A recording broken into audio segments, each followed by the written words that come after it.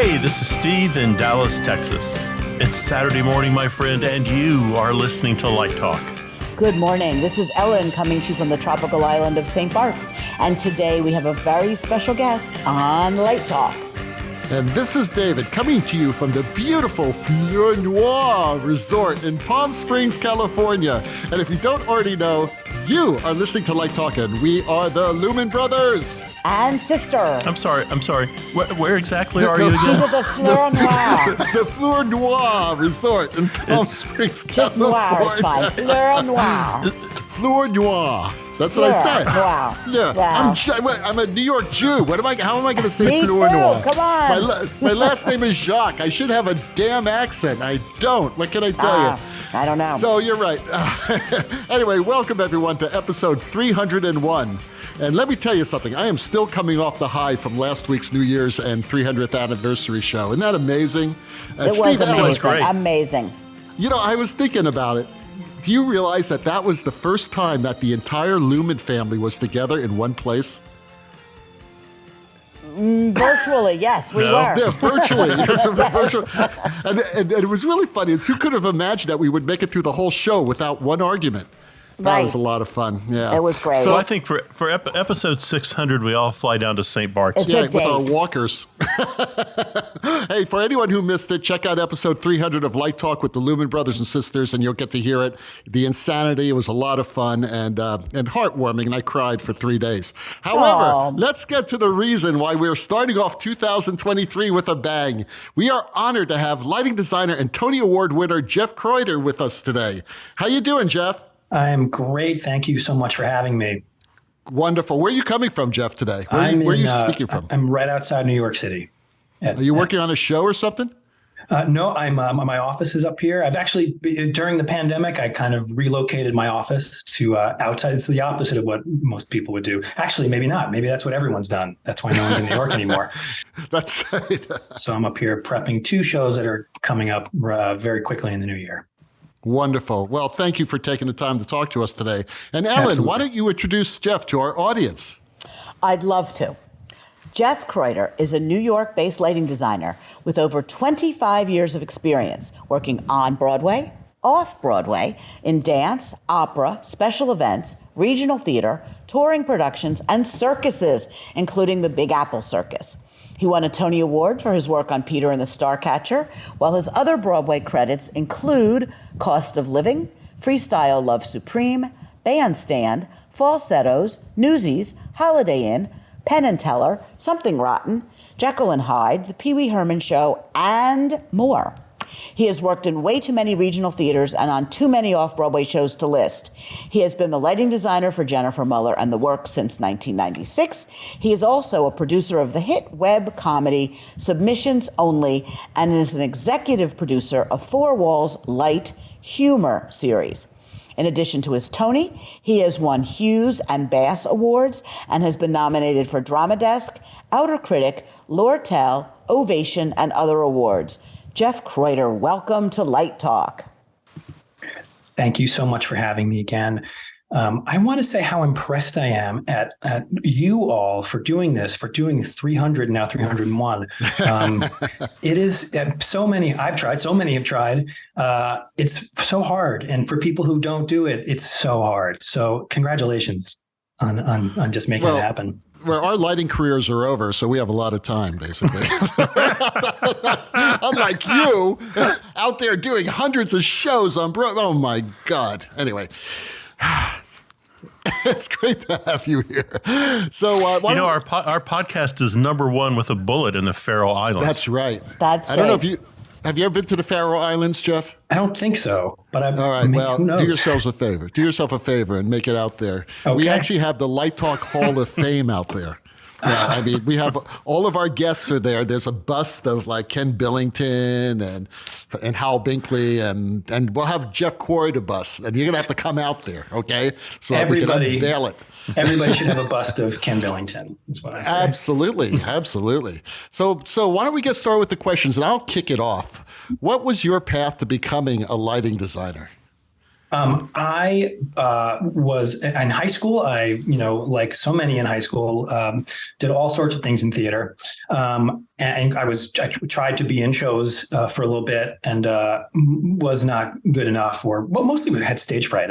Still, I don't like talking in front of more than like 4 or 5 people, even though I do sometimes. But I started doing all sorts of things in high school. Actually, I'm going to go back a little further. My parents ran a community theater, so that's really where it started. And I would, just hang out and do whatever there on any of the shows. Moving scenery, holding curtains out of the way, hanging lights. Whatever there was to do, I would help out and try to do. And then, the summer between my junior and senior year of high school, I did an internship at the Berkshire Theater Festival and just sort of fell in love with the atmosphere and the people and understood that what lighting really was and understood that there could be, I was still very young, but saw that there was a career there, not necessarily that I would be doing it for the rest of my life, which I think not that long ago committed to. But that lighting was something that I was interested in doing, and I enjoyed the people, and I enjoyed just being there and being in the room. But in high school, still I played sports in high school. I wanted to be a rock star when I was younger, not a musician, mind you, rock star. And my brother became not a rock star, but my brother is a professional musician. So he and I used to jam in the basement. He's a drummer and I was a guitarist. I suppose I still am. I still do play the guitar. Cool. I'm an excellent bad guitarist. That's well, where most are, by the way. Yeah. Well, wait a minute, David, what do you play? I play keyboards. Well, there you go. And Zach plays bass. So the Late Talk band is coming together. Jeff, that's right. The Lumenoids, which is our in-house band, which actually you hear us all playing on the theme song. Oh, I was wondering who played that. There you go. Well, the guitar part is played by Zach, but Zach's also playing the bass part in there. So it'd be great to get a second guitar track. So if I send you the tracks, Can you record one for us? Of course. Awesome! Awesome! It's my secret or not so secret dream to form a designer rock band. With bunch of us who can play Joe's Pub one night. We'd have to have guest singers. Oh, that would be great. There was sing. That band that played at LDI. The one that used to have Bruce Jordahl and those people. Yes. That's the high end band. Well, but it's not really all high end people. But what did they call themselves? Something ridiculous. I think they were called the Swinging Johnsons until they played for. I think they were until they played for Robe. They played for Robe and called themselves the Well Hungarians. Oh my God. That's awesome. Sorry. I love it. Well done. Okay, we digress, Jeff. You may think this is a classy show, but you knew what you were getting into, hopefully. I do. What is classy anyway? What is classy? Right. Teach his own. Well, that leads us right into Penn and Teller. They're classy. They are Kelly. So 2 questions about Penn and Teller. Can you talk a little bit about your relationship with them? And are there special challenges for a lighting designer working with magicians? Well, I will take the second one first. There are challenges, but what's interesting is that, interesting to me is that my style of lighting kind of lent itself to magic and to what they do. And by that, what I mean by that is I like to focus the eye on what we as a production want to see and away from things that we don't want people to see. And that is, that's an important part of magic and lighting magic.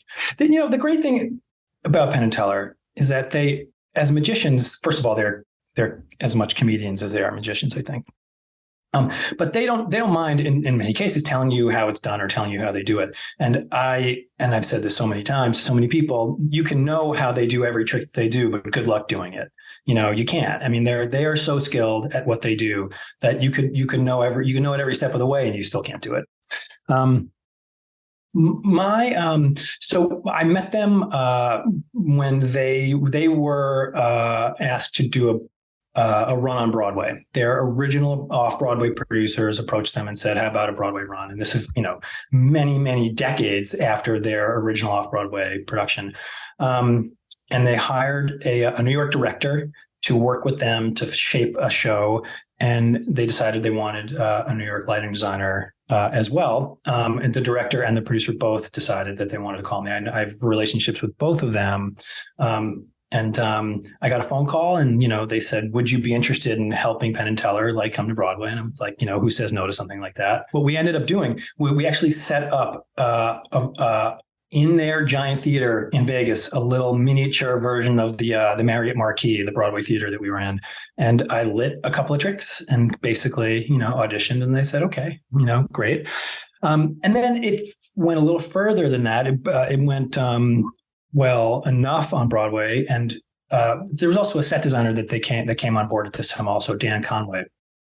So they decided based on the Broadway production that they wanted to redo the set or most of the set for the Vegas show, and also do a little lighting upgrade as well. So they pulled me out there to redo their rep plot. So first of all, I will say that they are two of the smartest people, if not the smartest people I've ever worked with. They challenge each other and challenge everyone around them to find the best and be the best and just be interesting and exciting. And it's, that's the dream. That's my dream, to work with people who inspire me to be better and to do better work. And so my relationship with them now, and, they have a lighting designer who's there full time with them, Matt Staniak, who has been with them for many, many years, longer than I have. And so I redid their rep plot, and Matt and I speak every once in a while about, potential upgrades to it here and there. We've made some changes, over the years. When I went out there originally, teched the whole show, and now on a day-to-day basis, because the show changes all the time. There's no one show for Penn and Teller. It's different. If not every night, certainly every week, there's a different lineup and different magic. And Matt is responsible for all of that. Yeah, that's great. I also thought it was really interesting that they came to Broadway and that it translated so well. As far as Las Vegas shows go, it's a theatrical evening. It's a theatrical performance, but that's why they hired John Rando to direct it, was to make it a Broadway show and to make it really truly theatrical, and to give it a little bit more of an arc than it may otherwise have, and to shape it, to give it some shape. And that's what I did. That's a huge part of what I did, was to shape the evening, both emotionally and also metaphysically, physically, I guess. What would happen if some other famous Vegas magician called you and said, do you want to do my show too? Could you do that? I could. I don't have a non-compete with them. I technically don't have it. I never sign anything that says I can't tell everyone in the world, how they do everything they do, but they know I would never. So it's like career suicide if you did something like that. Sorry. No, I was just going to say, it's not only knowing how to do it, but not being able to do it. I know how some people do some things, and I still can't figure out how they do it, even knowing how they do it when you see it. I will say that knowing how Teller does some of his sleight of hand, I can look for it, as you just said, Alan. I could knowing what's going to happen without knowing when it's going to happen. I could watch him waiting for it and then realize I missed it. Right, exactly. There are certain tricks of theirs that I purposely didn't want to know because there was no reason for me to know. And I remember one of them in tech. I think either one of their, I think it was their stage manager, came out and basically said, well, we were talking about how to tech something, and she said, well, we can just blah, blah, blah, blah, blah, instead of, setting up the whole thing. And I was like, whoa, that's how that's done? No way. You're kidding. I had no idea. Anyway, I truly love everyone around them also. I love, when I get to go out there and spend some time with them, I enjoy it. Not just for the two of them, who are, obviously incredible, but their whole team they're just the most professional at what they do. And again, that's the dream, to work with people who care about what they do as much as you do. Which leads us right into the next question, which is Jennifer Muller, who is a wonderful choreographer. I have always loved her work. and you've worked with her for a long time as well. And dance lighting is obviously very different from magic. So can you talk about that a little bit? Jennifer Muller taught me how to be a lighting designer. I mean, I went to school and I did a lot of what I thought was interesting theater and some dance. But it wasn't until I met her that I really started to figure out who I was as a lighting designer and what my aesthetic was, and also just how to work. I've started working with her in 1996.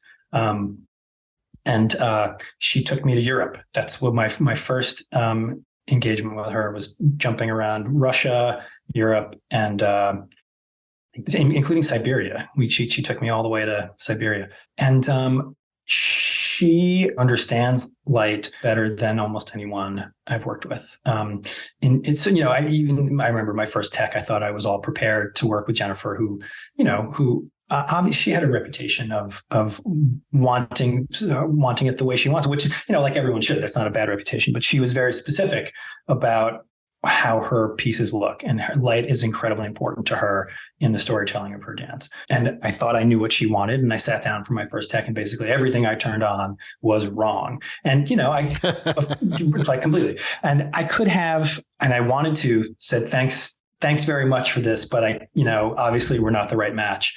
Yeah, it's interesting because there's like other lighting designers who have long-term collaborations like that too, like Howell.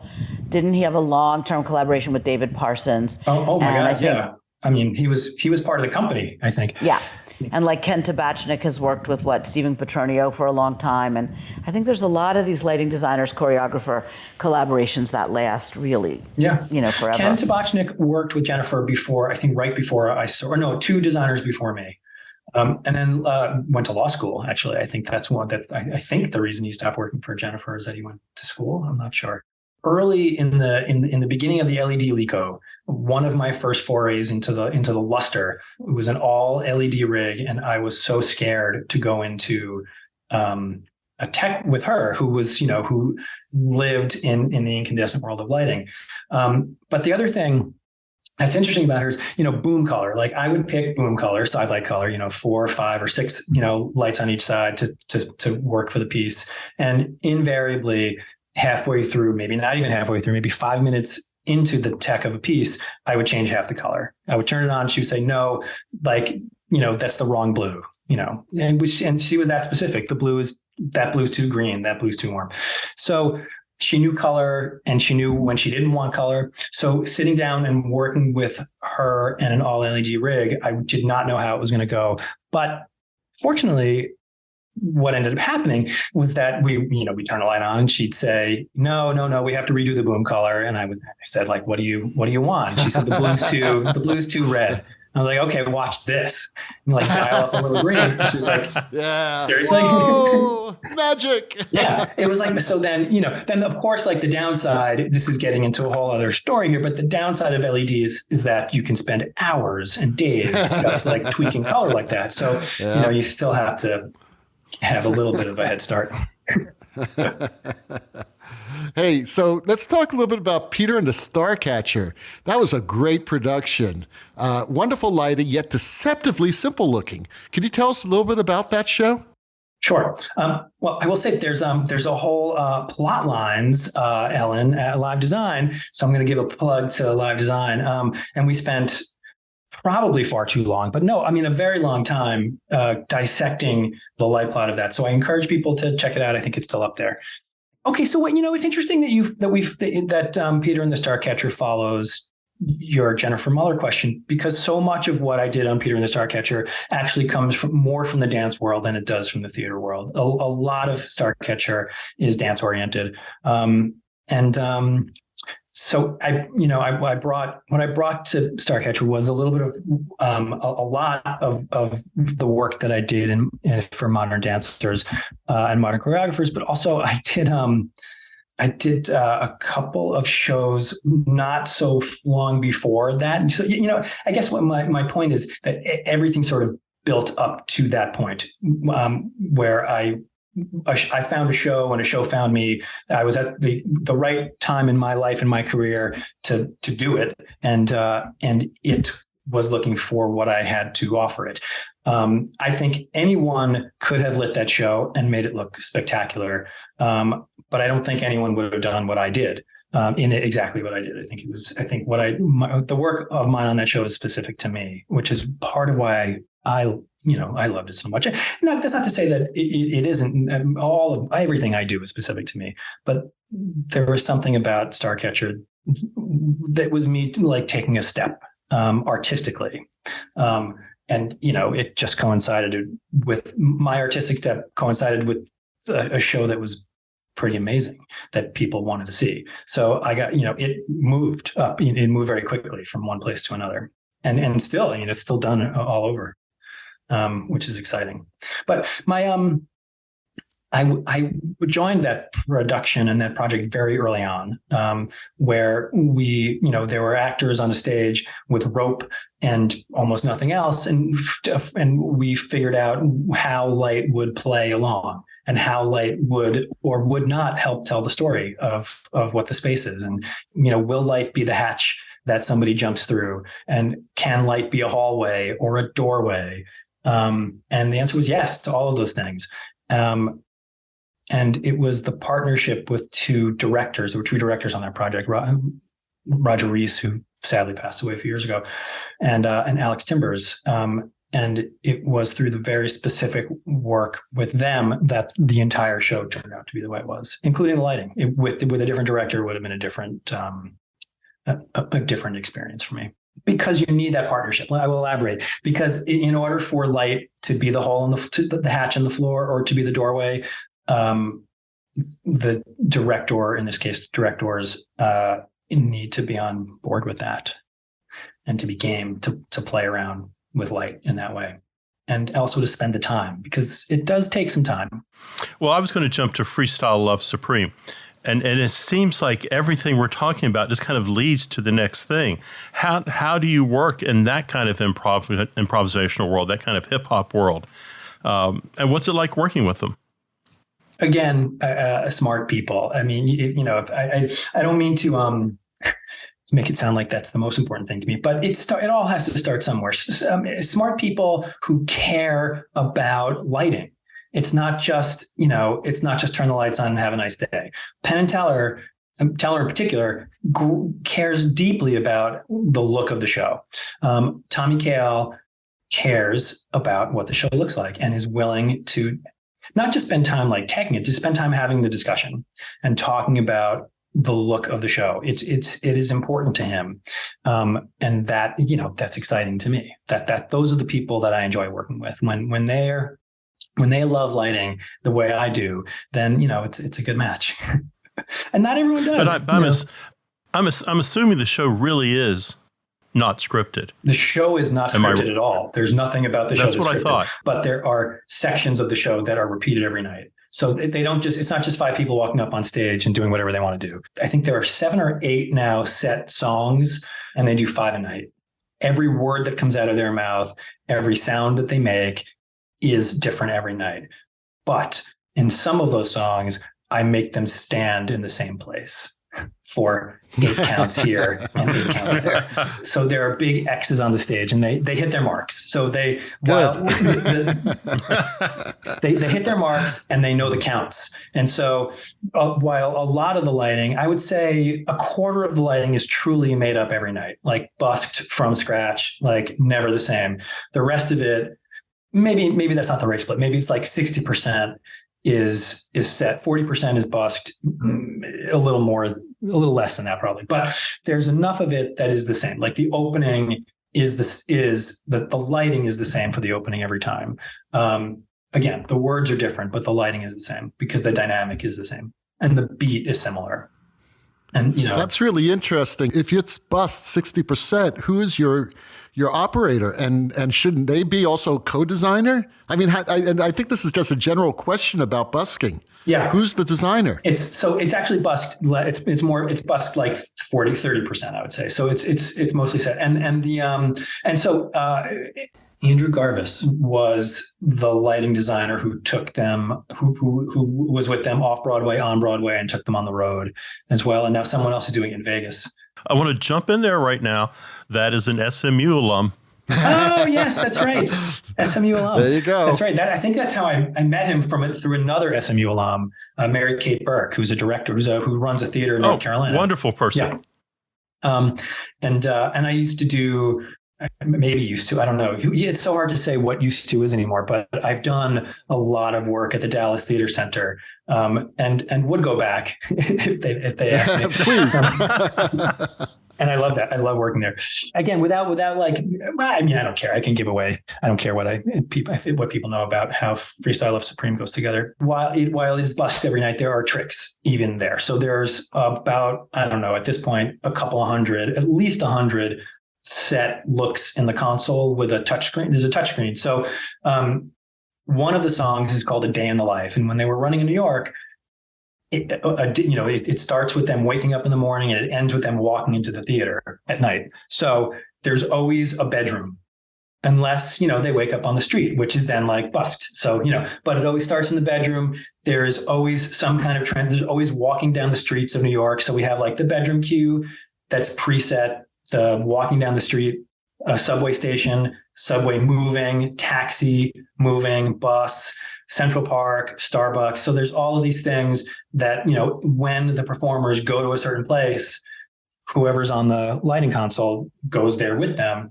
And then on top of that, they can like break out of their subway experience and end up on Mars. And so, like there's leeway to hit a few buttons and all of a sudden the lighting is like weird and Back to the Future or something.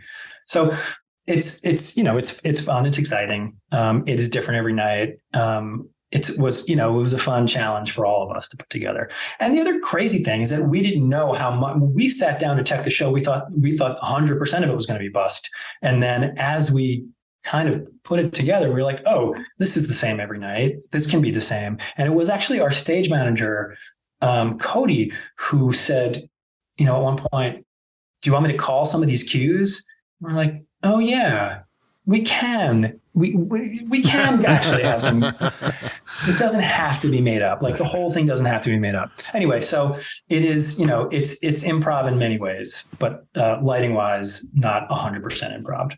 Okay, so how did you survive the pandemic? Well, I was one of those people who thought things would come back for I spent 2 weeks we'll be back to work soon. And so I underestimated things at first. So that was the beginning of the pandemic for me. And then, then I sort of, as things got worse and as the word came over the airways that maybe theaters were not going to reopen very quickly, I have to say, I was an optimist about a lot of it. I mean, I had a feeling that it wasn't going to come back very quickly, but I still thought by the summer we'd be back to work. So, this is still the first month in. So I was like, great, I'm going to take some time, and I don't get much time off. It's going to be a couple of months maybe, and I'll be back to work. So I started, doing things around the house, and it wasn't so long after. Once we realized that there would be no summer and probably no fall, I'm not someone who sits around. I love free time, and I have hobbies, and I like doing that sort of thing, but I don't I like knowing what my next thing is going to be. And the idea of not knowing what my next thing was going to be didn't sit well with me. And I didn't, I think I was depressed about it for 5 minutes. And then I was like, what am I going to do? And so, I started doing things. We started a webcast. I'll quickly tell that story. I was a guest, much like I am a guest now. Early in the pandemic, I was a guest on a few webcasts, and I got off of one of them, and I walked out and I said to my wife, that was terrible. That was awful. There must be a better way to do this. And she said, great, do it. And I said, you know what? Let me ask a couple of people. And I sent 2 emails, one to someone who I'm not going to say because he said that it would never work. And then the other to Al Rodella at Four Wall Entertainment. And Al said, interesting, let me speak to someone. I'll call you right back. And 10 minutes later, he called me back and he said, Four Wall is very interested. I'll put you in touch with someone tomorrow. And the next day, I was on a call with Drew Quinones at Four Wall Entertainment. And he said, this is great. We were looking for something like this. Can you start on Sunday? And I said, no, we're going to wait. We're going to take a week and figure out what this is and, figure out what we want to do and who we want to talk to. So, we started the next Sunday and it was live. It was the Four Wall Sunday Roundtable live. We did 50 at the time. We've now done 50 episodes. It was pandemic related. It was not about how people work or what kind of lights they turn on or their favorite gam color. That was the last thing we wanted to talk about because you do that and because Ellen at Live Design does that. And this was strictly about how people were weathering whatever storm we happened to be in. And that storm changed over the course of a year. It was very different from where we began to where we end. Our conversations were quite different. And then, we tried to, and sometimes the conversations were not fun. And I have to say I don't think those episodes were the strongest because I'm not a news person. I like to talk, about what people are doing, and it wasn't just lighting designers either. I have to say it was, stage managers, production managers, anyone who people weren't talking to. I feel like the actors had a voice and I feel like producers, directors, a lot of people had a voice and nobody was talking to people who work in live entertainment production about what was going on in their minds. And that's why we did it. And that's what we wanted to do. And as soon as people started going back to work and we couldn't get 4 guests to commit, we were like, I think we're done. I think that's it. Good. I love that. It's amazing that you guys did that because it's a service. It's a public service. And you're right. I mean, designers did not have a voice and stage managers and, everybody in the technical and we all have friends who basically, some of them gave up. They just basically got out of the business and haven't come back.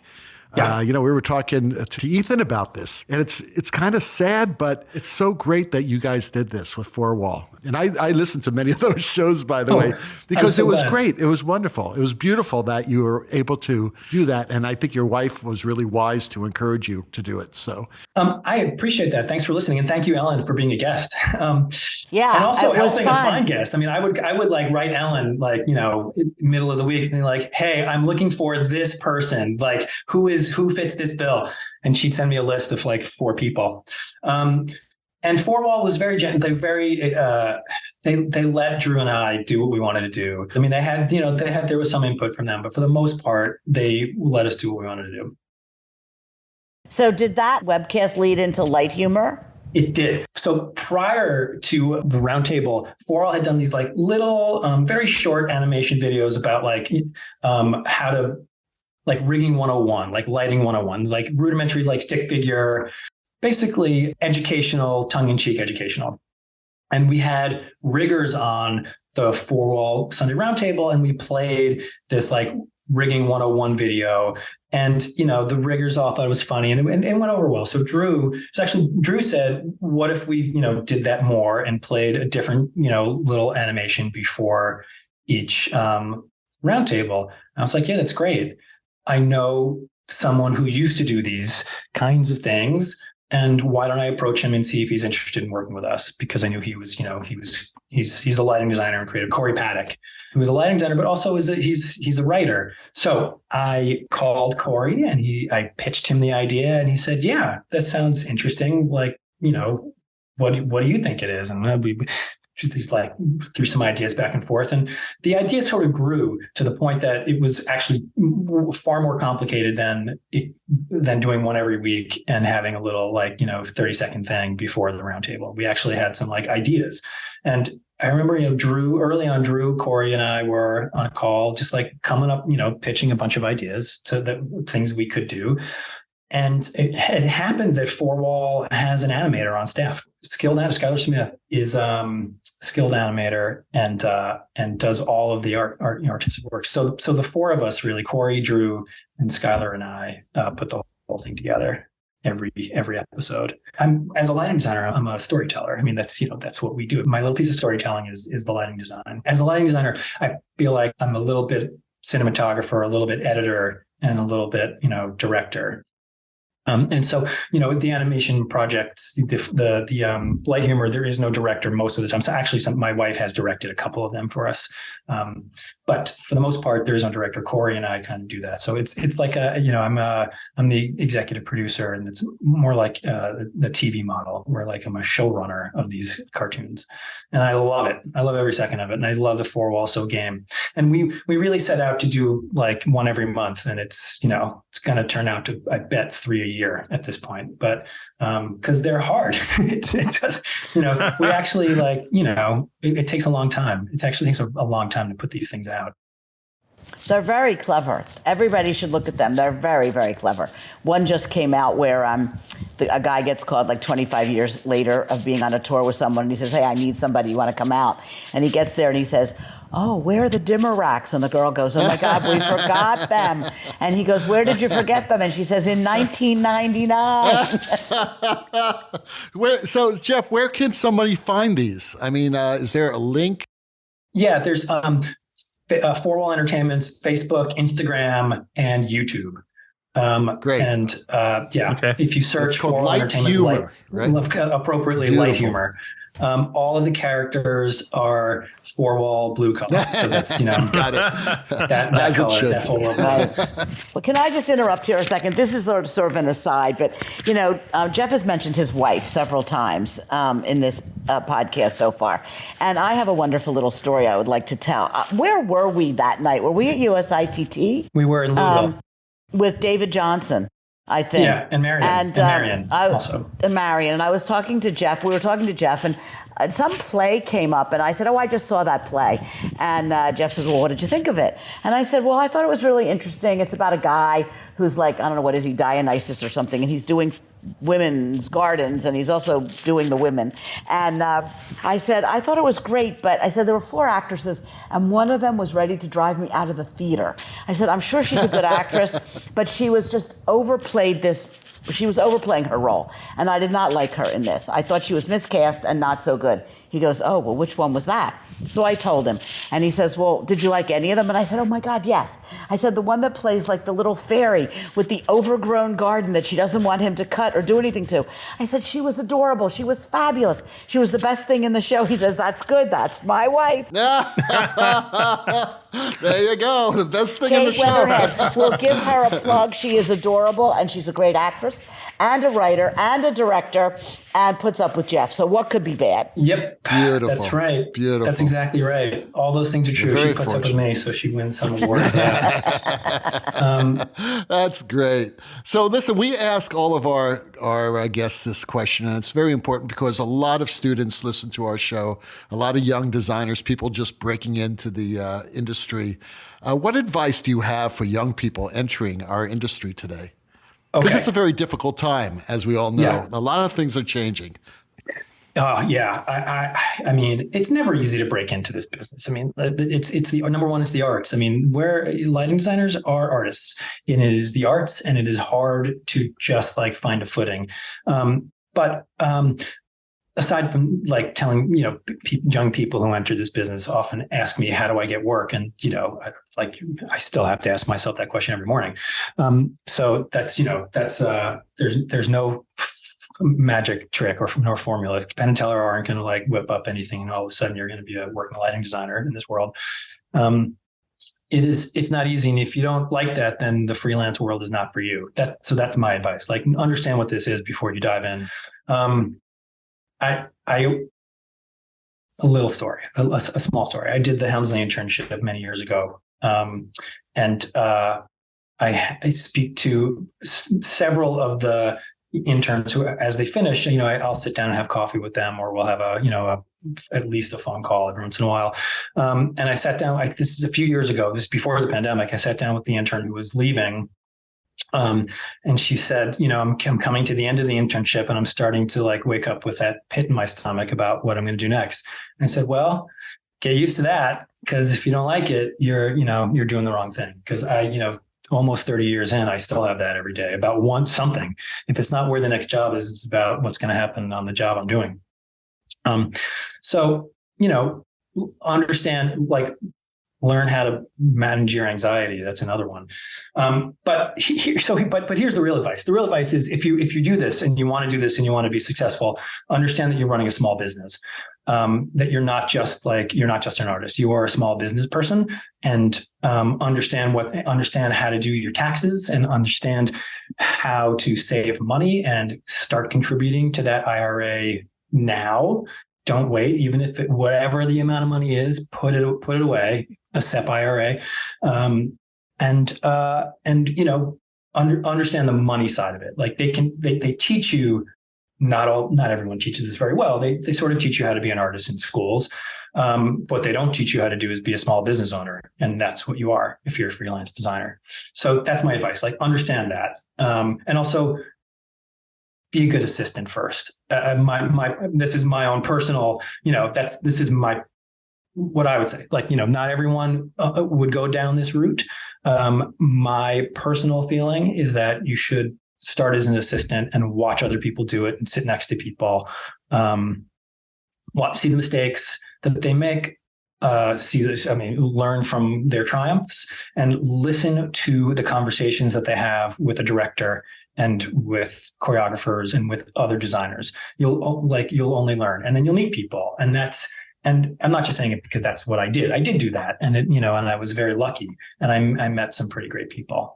And the people that I met assisting on one project in particular launched my career. So I'm forever grateful to that project and to those people. Isn't that how it works? Yeah. The people you work with are people who launch your career. To this day, it's still, I still work with people I worked with 20 years ago. And which leads me to something else. And I'm so guilty of not being this person, but be the nicest person in the room. I'm not always the nicest person in the room, and I know that about myself. But try to be the nicest person in the room. Well, try is a word I don't like. There is no try. Be the nicest there person is no in the room. try. Do. Do or do not. And this is and this next thing I do. Be the person who says yes. Don't be the no. Don't be the one who says no to everything and says can't. Find a way. There's always a way. If it's not the way that somebody wants, then there's another way, but it's still a collaboration. It's like everything in life is yes and a little. Back to Freestyle Love Supreme there. Hey, it's theater. It's magic. We know how to create magic. This is why we are lighting designers. That's right. And it changes. And again, that goes back to my work with Jennifer Muller from when I was 5 minutes into my career.